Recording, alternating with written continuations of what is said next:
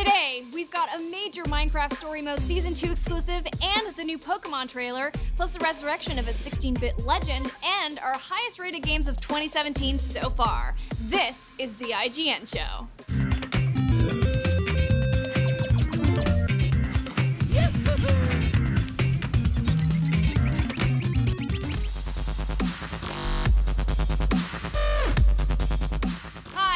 To the IGN Show, Naomi, Kyle, and William Haynes are present and accounted for. Today, we've got everything you need to know about Minecraft Story Mode Season 2 with an exclusive behind-the-scenes look at Telltale's latest adventure. Yeah, we'll get the latest on the game straight from the creative team and reveal never-before-seen gameplay from Episode 3. And then, we'll try not to drown in the chemical plant zone while we play some Sonic Mania. But first, it's time to kick things off with a whole lot of love. It's never too early to start talking about the best games of the year, and today, we're highlighting the titles that score the highest in our reviews. There are some big games still on the way in 2017, but here's part 1 of our top 10 of the year so far.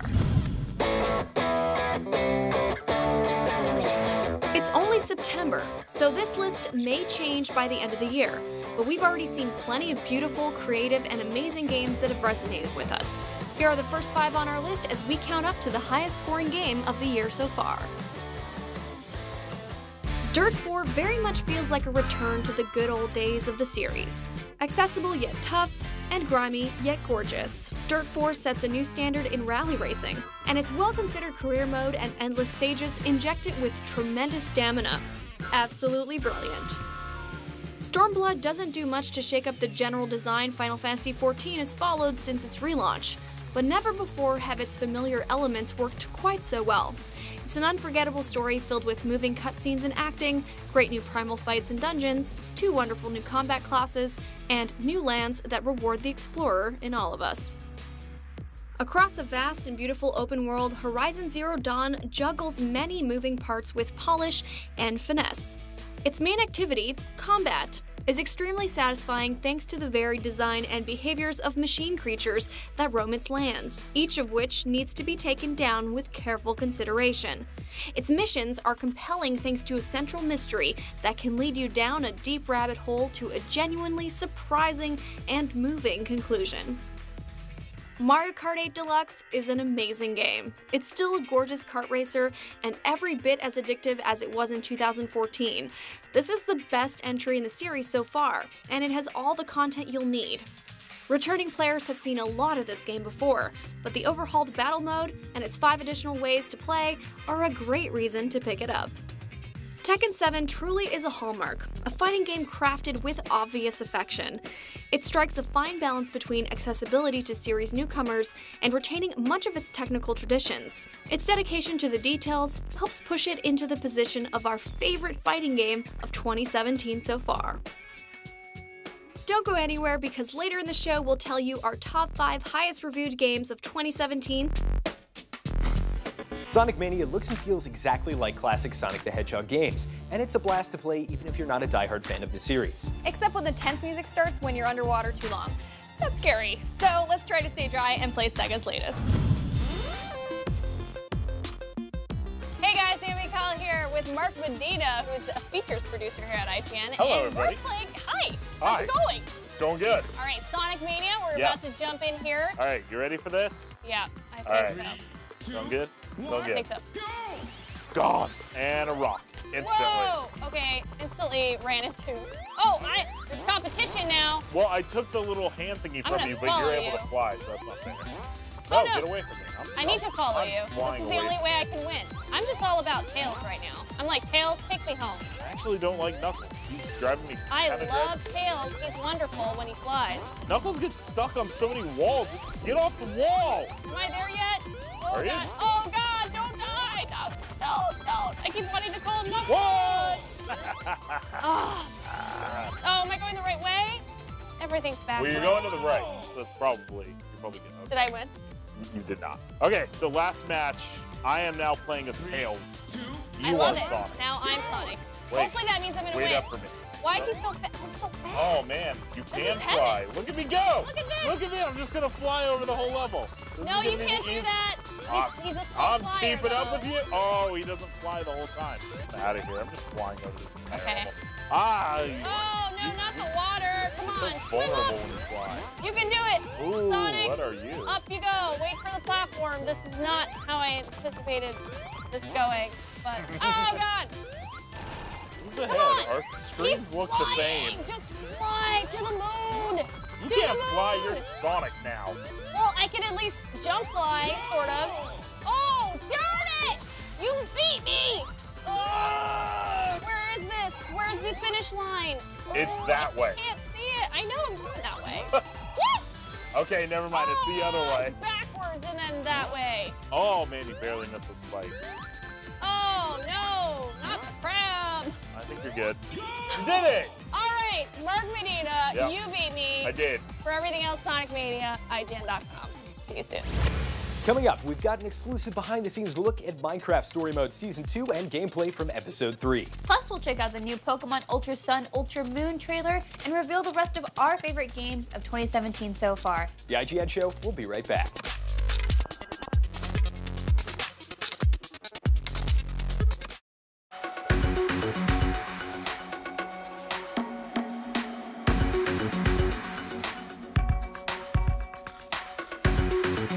Welcome back. It's kind of hard to believe that Minecraft is only 8 years old.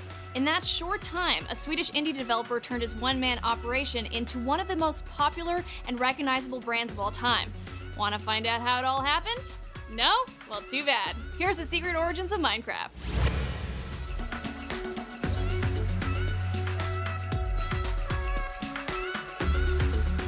Minecraft was created by Marcus Persson, better known by his online handle Notch, a Swedish game developer who had been making his own small game projects since childhood. Notch cited the classic Peter Molyneux game, Dungeon Keeper, as one of Minecraft's primary inspirations. Released in 1997, Dungeon Keeper was one of the most prominent examples of a fully functional in-game ecosystem that challenged the player to exploit it to his or her best ability, with success or failure riding entirely on player choice and an understanding of how elements of the game interact with one another. This brings us to 2009. You may think you're watching early footage of Minecraft right now, but you'd be wrong. This is Infiniminer, developed by Zach Barth. Unfortunately, the source code for the game leaked within a month of release, and the subsequent explosion of incompatible mods and malicious variations from hackers caused Barth to abandon the game. However, on May 13, 2009, something very important happened. Notch, under his YouTube account Nizach, posted a video titled Cave Game Tech Test. In the description, he wrote, "This is an early test of an Infiniminer clone I'm working on. This is indeed the first publicly released footage of the game that would one day later be renamed Minecraft Order of the Stone." The Infiniminer influence is no secret, and Notch has openly given credit to it being the genesis of his eventual juggernaut. Minecraft, in a very early state, was released to the public just 4 days later, on May 17, 2009. And by the end of the month, players could register an account and post on the newly created official forums. Over the next year, Notch continued to update the game, adding health, multiplayer, dynamic lighting, and the crafting system. June 2010 saw the release of Minecraft Alpha. While limited to survival mode, this version of Minecraft is recognizable as the basic core of the game it is today, with crafting and gigantic procedural worlds for players to freely exploit as they see fit. By the end of 2010, Notch had founded the company Mojang to work on Minecraft full-time. The game graduated to Minecraft Beta in December, and shortly afterward marked its millionth sale. 2011 saw exponential growth for the game both in terms of game features, like new enemies, crafting objects, materials, and even a full RPG-style quest complete with a boss, and in sales, as word spread across the internet of the innovative and addicting build-em-up. A mere 5 months after its millionth sale, Minecraft was celebrating its 10 millionth. On November 18, 2011, Minecraft was declared feature complete and released as version 1.0. In November 2014, Microsoft purchased Mojang and Minecraft from Notch for a whopping $2.5 billion. As of February 2017, over 121 million copies have been sold across all platforms, making Minecraft the second best-selling video game of all time, behind only the similarly ubiquitous Tetris. This fall, Minecraft is changing the game once again with the Better Together update. This free-to-download patch will unite the Xbox One, Nintendo Switch, VR, and mobile releases. You'll be able to play with your friends no matter what platform you have, thanks to crossplay and a brand new server browser. Also rolling out with the patch is the Super Duper Graphics Pack, which adds dynamic lighting, enhanced textures, and more visual improvements. If Minecraft still doesn't look sharp enough for you, the game is getting 4K support with HDR lighting. It's no secret that Will and I are obsessed with Pokemon. So much so that we blocked out time in the show to watch the new trailer for Pokemon Ultra Sun and Ultra Moon and then talk about it. All right, we need to spend less time talking and more time watching. So let's go. Yeah, Pikachu! I love Pikachu. All right, a new adventure for Ultra Sun, Ultra Moon. Very exciting. So we see the 3 starters from Sun and Moon. I think I'm gonna go Palpio again. I always go fire. Yeah, so Litten for you. Litten? Yeah. Pretty good. See Ryuki again. I really like Alolan Vulpix, gotta have it. All right, so this part's exciting because we see there are changes to the map. Is that a black hole over there? No, we don't know yet. We'll find out. And then a new look for our heroes, which is super exciting because their starting outfits are way better than the first one. Nice. They weren't bad. My character needs a jacket. Yeah, you can buy them. All right, and then you wouldn't want it in a little that's tight. Yeah, it's hot. But then back on the screen we have Dust form of Lycanroc, which I'm really excited because this Dusk look for Lycanroc is just perfect. Honestly, I like the other 2 forms, but this one's definitely the best. That was incredible. So what do you think about all that, Miranda? I just can't wait to pre-order my Ultra Sun version because what I like to do is get both versions if I can, and now that this has changes and upgrades and an alternate story, like I have to get it. I have to get it. You might learn something you didn't know before. Yeah, what do you think? I think it's really cool. I actually didn't know about the Alolan versions of the Pokemon until recently, so that the fact that they have some original Pokemon that are kind of different, it's re-interesting me. Yeah, and this Ultra version has even more. I can't wait for that to come out later this year. Okay, coming up, we'll go behind the scenes with Minecraft Story Mode Season 2 and reveal exclusive new gameplay from Episode 3. The IGN Show will be right back.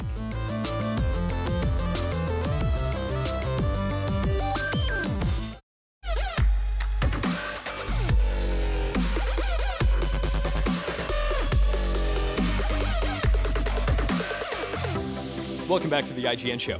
Minecraft is a game where anything is possible, and the story is, well, whatever you want it to be. So how do you create a narrative-driven game in this kind of open-ended world? I went to Telltale and sat down with the developers of Minecraft Story Mode Season 2 for an exclusive look at how they did it, and also got a sneak peek at Season 2, Episode 3.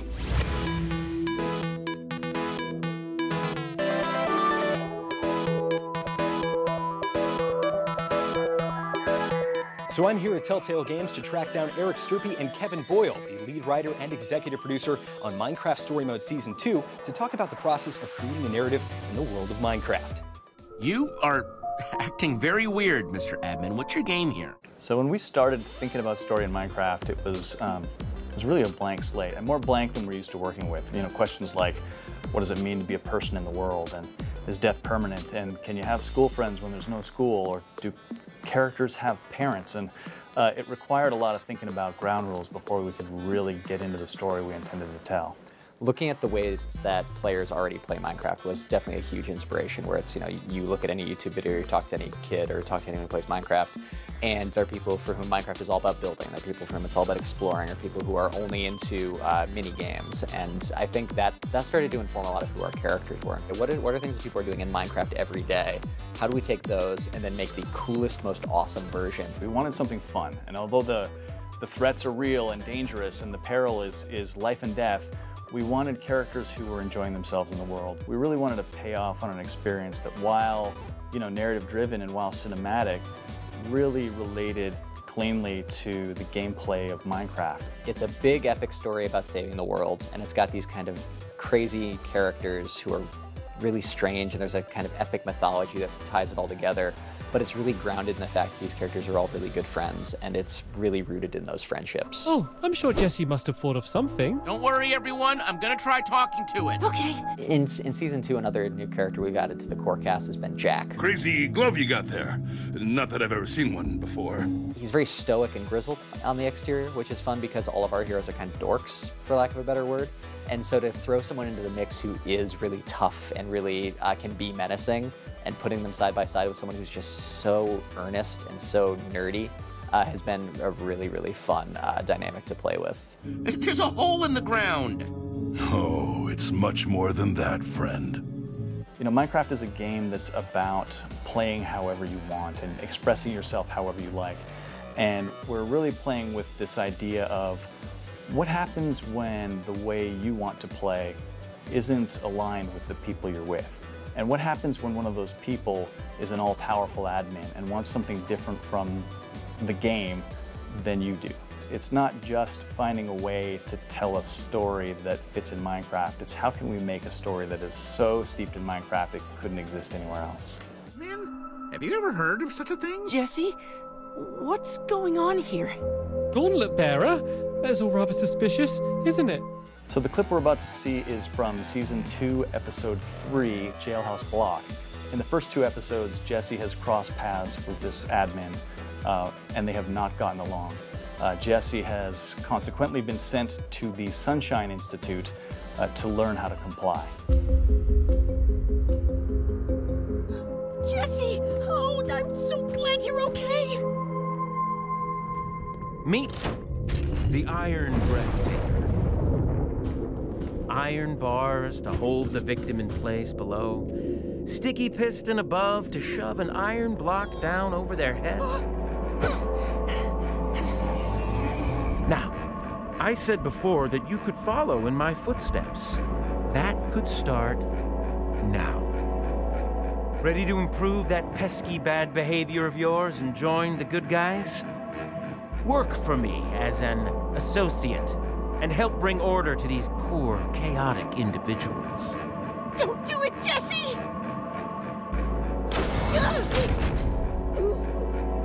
What's it gonna be?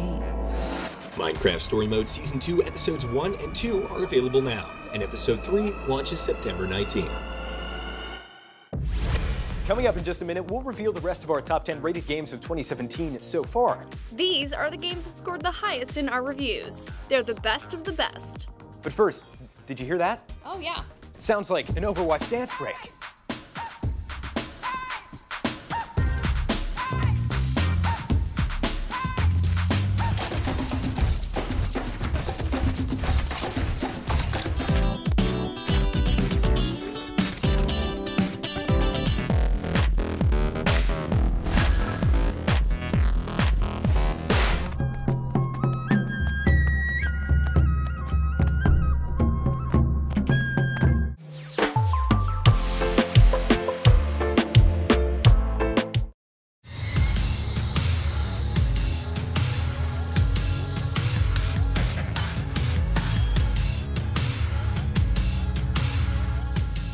Welcome back. Earlier in the show, we started our countdown of IGN's top 10 games of 2017 so far. These titles scored the best in our reviews, and a lot can happen between now and the end of the year. You already saw half of the list. Now, we're not monsters that will leave you hanging. Here's our top 5 highest review scores of the year so far.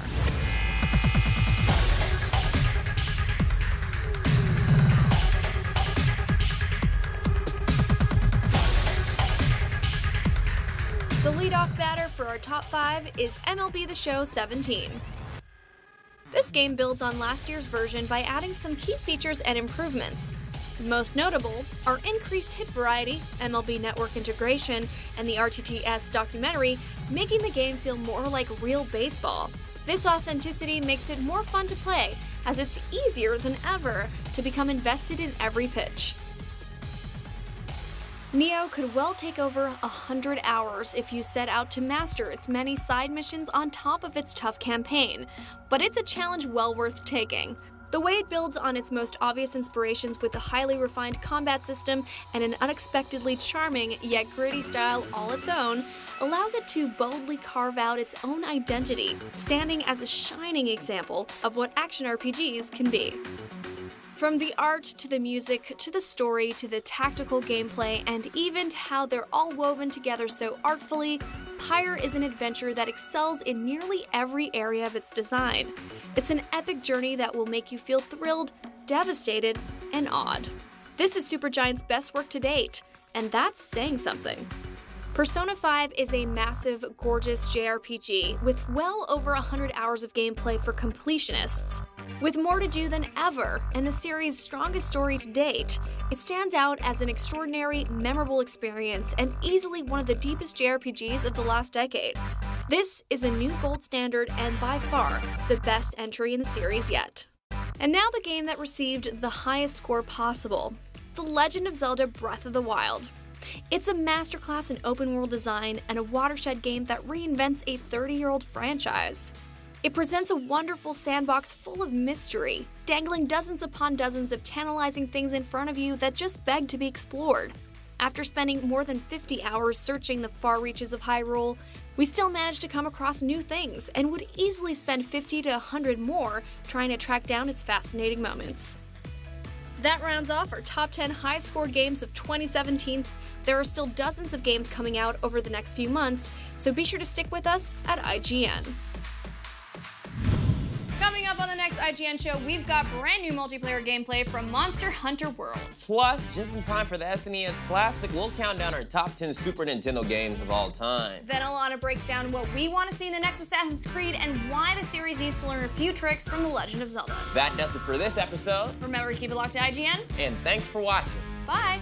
Okay, tuxedos. Those are expensive. Why does Tuxedo Mask have How can you a afford tuxedo one? when he fights? I feel like if it was an every night thing that you had to do, you need to have several tuxedos. Yes. So that's like $250 each. It's a lot of money. I don't think it's realistic.